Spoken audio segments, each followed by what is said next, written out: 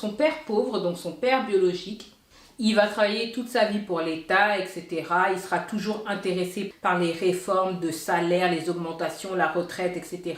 Il se bat pour les avantages à vie, donc vraiment un bon salarié en fait. Et il va finir sa vie endetté et il va transmettre des dettes à ses enfants. Son père riche, donc le père de son meilleur ami Mike, lui, il a réussi à fructifier son argent et ses entreprises et au final, il est mort en étant l'homme le plus riche d'Hawaï et il a transmis plusieurs millions à sa famille. Père riche, père pauvre.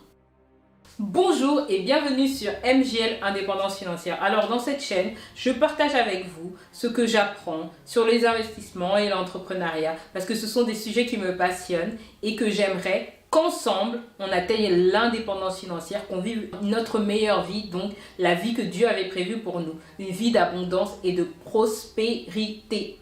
Donc voilà, alors dans cette vidéo, je vous explique un principe que j'ai mis en place. En fait, je suis pas trop fan de lecture, enfin ça dépend quelle lecture, mais c'est vrai qu'avec toutes les activités, etc., qu'on a, on est pressé par le temps et tout, beaucoup n'ont pas le temps ou ne se donnent pas le temps de lire. Et donc j'ai commencé depuis quelques temps déjà à écouter des livres audio. Et ça c'est trop pratique, ça change tout le game. Vous pouvez lire maintenant votre livre en l'écoutant simplement pendant que vous faites votre sport, pendant que vous faites votre ménage, pendant que vous êtes dans la cuisine, etc. Et j'ai fait exactement ça le 25 décembre d'ailleurs. Je savais que j'allais rester longtemps dans la cuisine, je préparais les plats pour la famille, etc.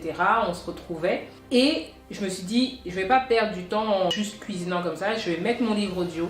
Et j'ai pris un livre audio, j'ai commencé à écouter, etc. Je suis restée longtemps. À la fin, j'avais fini de cuisiner et j'avais lu un livre. Donc c'était parfait. Et le livre que je vous présente aujourd'hui, c'est un classique du business en ligne. C'est Père riche et Père pauvre de Robert Kiyosaki. D'ailleurs, je vous parlais de livres audio. J'utilise l'application Audible. J'ai pris l'abonnement à l'application Audible. Si vous êtes intéressé par cet abonnement, regardez, il y a un lien dans la barre de description. Comme ça, vous pourrez vous aussi tester l'application Audible gratuitement et recevoir vos premiers livres audio gratuitement. Comme ça, vous testez et ça n'engage en rien. Donc, Père riche et Père pauvre, c'est un classique. Franchement, je pense qu'il y a je ne sais combien de vidéos sur YouTube sur Robert Kiyosaki, sur Père riche, Père pauvre, etc. Aujourd'hui, moi, je vous propose de faire mon résumé, ce que j'en ai retenu. Dans notre histoire, le jeune Robert Kiyosaki nous parle de deux pères. Il nous dit qu'il a deux pères. Il a un père riche et un père pauvre. On apprend qu'il a un père qui a fait de longues études, en fait. Il travaille pour le gouvernement, il a des postes à responsabilité, intelligent, il a tout bien fait, un fonctionnaire de l'État, etc. Donc ça, c'est son premier père. Ensuite, on apprend aussi que Robert Kiyosaki, il a un autre père, qui est en fait le père de son meilleur ami, qui lui n'a pas fait de longues études, mais il a appris les principes de l'argent. Il a appris comment faire de l'argent. Et donc c'est un entrepreneur qui a plusieurs business, en fait, qui a plusieurs entreprises, qui tournent à plein régime. Et donc lui, c'est son père riche. Et son père biologique, donc son père qui a fait de longues études, etc., c'est son père pauvre. C'est assez contradictoire, on dit celui qui a fait des longues études, qui a un bon poste, haut placé dans le gouvernement à Hawaï, etc., c'est lui le père riche. Et finalement, non. C'est l'autre qui est le père riche parce qu'il a appris à faire de l'argent. Son père pauvre, donc son père biologique, il va travailler toute sa vie pour l'État, etc. Il sera toujours intéressé par les réformes de salaire, les augmentations, la retraite, etc.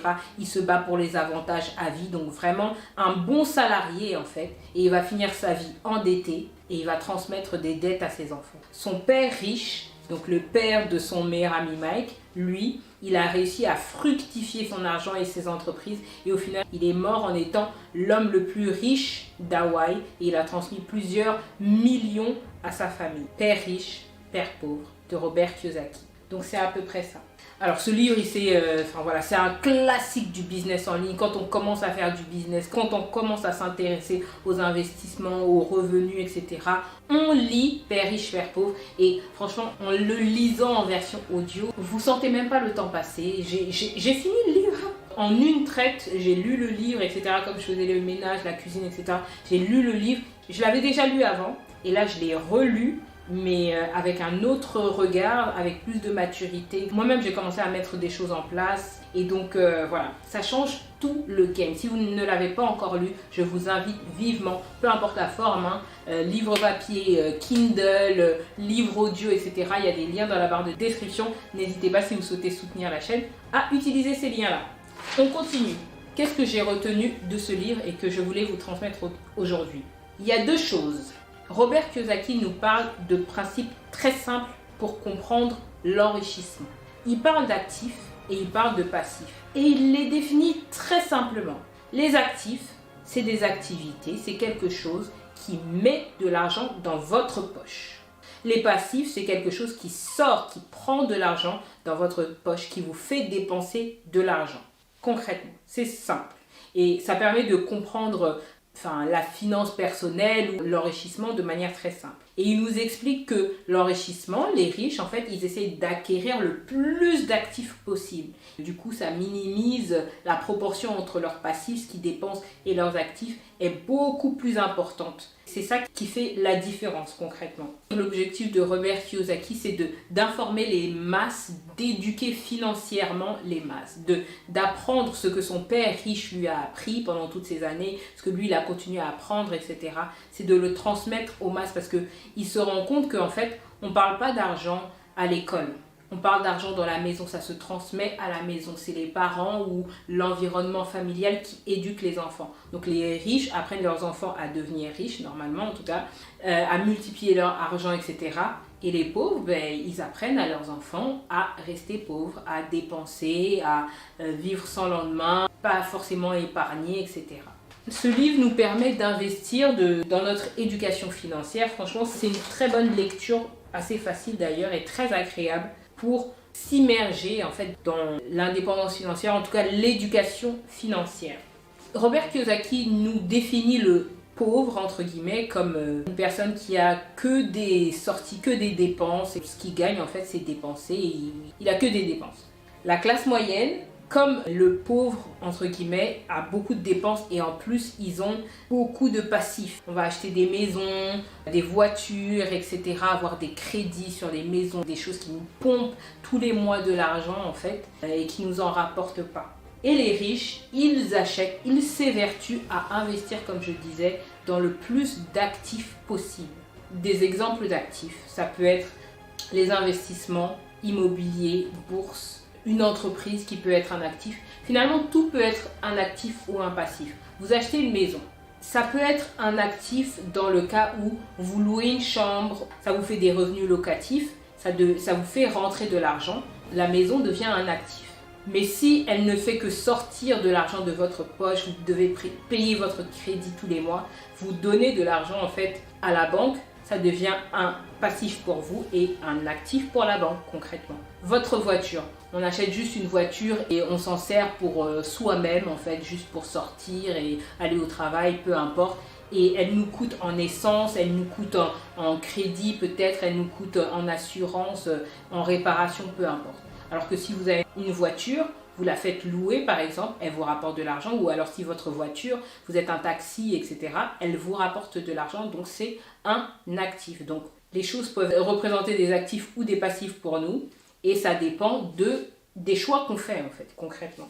Robert Kiyosaki nous dit encore que l'important ce n'est pas ce que l'on gagne, mais ce qu'il nous reste à la fin du mois. Vous pouvez gagner 10 000 euros et dépenser 10 000 euros, il ne vous reste rien, aucune épargne, etc. Alors que vous pouvez gagner 1 500, 2 000 euros et épargner 100, 200, 300, 500 euros par mois, 1 000 euros par mois, certains arrivent à beaucoup épargner. Et là, si tous les mois vous mettez un peu de côté, finalement vous avez plus d'épargne qu'une personne qui gagne 10 000 euros et qui dépense tout. Et l'objectif de l'épargne, c'est justement l'investissement dans différents domaines. On n'épargne pas juste pour avoir une épargne, on épargne pour pouvoir la réinvestir, la faire fructifier, etc., etc. Et pourquoi pas atteindre cette indépendance financière. Donc les actifs immobiliers, bourse, aujourd'hui on a les crypto-monnaies, ça peut être votre chaîne YouTube qui vous rapporte de l'argent, vous écrivez un livre, vous faites une formation, vous vendez vos propres produits, etc., etc. Robert Kiyosaki dit beaucoup de choses dans ce livre, mais une chose importante qu'il répète, c'est que les riches ne travaillent pas pour l'argent. les riches font travailler leur argent. C'est l'argent qui leur rapporte en fait. Donc concrètement, par exemple, vous avez des investissements en bourse ou des loyers qui vous rapportent. Vous avez investi dedans déjà. Vous avez fait une épargne ou vous avez investi votre argent d'une manière ou d'une autre dans un actif. Et après, vous dépensez en fait vos bénéfices. Vous dépensez les dividendes. Si vous investissez dans la bourse, vous ne dépensez pas... Par exemple, vous gagnez un salaire, vous mettez de côté, vous l'investissez dans la bourse, dans l'immobilier, dans un business en ligne, etc. Et en fait, vous ne dépensez pas votre argent directement, mais vous dépensez les dividendes que vous obtenez quand votre argent a fructifié. Vous dépensez les loyers, par exemple, que vous gagnez.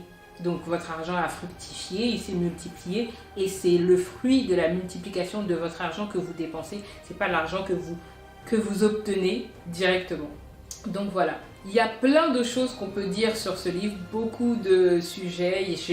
J'ai pas tout dit vraiment parce que le livre a duré des heures, donc c'est impossible de résumer ça dans une petite vidéo YouTube. J'ai sûrement oublié des choses, donc n'hésitez pas à me les rappeler en barre de commentaires. Et si vous voulez soutenir la chaîne, n'hésitez pas à liker, partager, commenter. Et surtout à lire Père riche et Père pauvre. Franchement, je pense que ça va changer votre mindset. Je vous dis merci beaucoup d'avoir suivi la vidéo et à très bientôt sur MJL Indépendance Financière.